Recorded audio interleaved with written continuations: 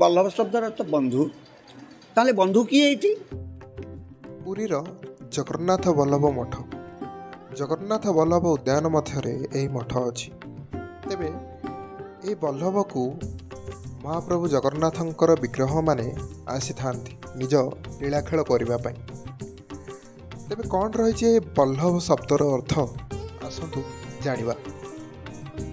ବଲ୍ଲଭ ଶବ୍ଦର ଅର୍ଥ ବନ୍ଧୁ ଏବଂ ବଲ୍ଲଭ ଶବ୍ଦର ଅର୍ଥ ଆମର ଅଟା ଚିନି ଘିଅର ପାଗ ବିଶିଷ୍ଟ ଏକ ପ୍ରସାଦ।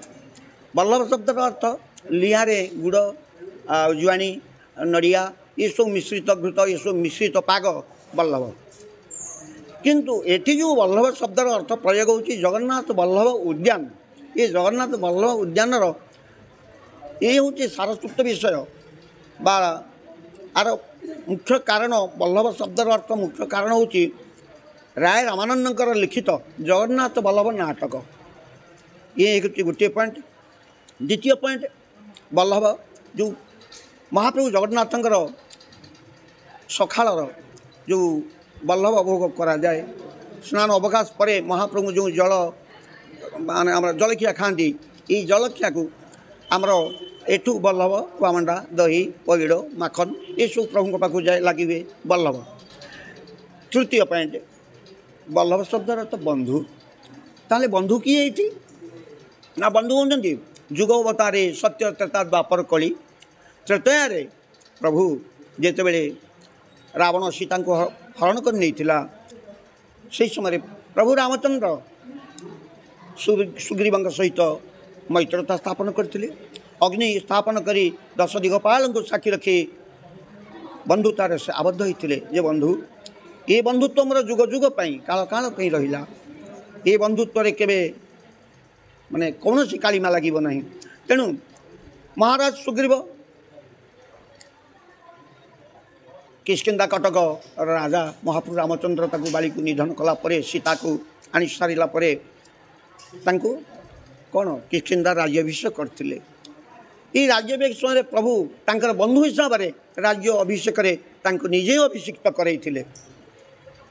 তেণু বন্ধুর মর্যাদা এবং বন্ধুর প্রতিজ্ঞা বা বন্ধুর সত্যতা এই রক্ষা করা মহারাজ সুগ্রীবর যে বিগ্রহ বর্তমান জগন্নাথ বল্লভরে পূজিত, এই বিগ্রহকে প্রভু শ্রী জগন্নাথ कलिजुगर अवतार से श्रीराम पुरुषोत्तम मर्यादवंत पुरुष रामचंद्रंकर लीला अवतार ये हूँ कलिजुग। ये कलिजुगे महाप्रभु दारुब्रह्म रूप से अच्छा।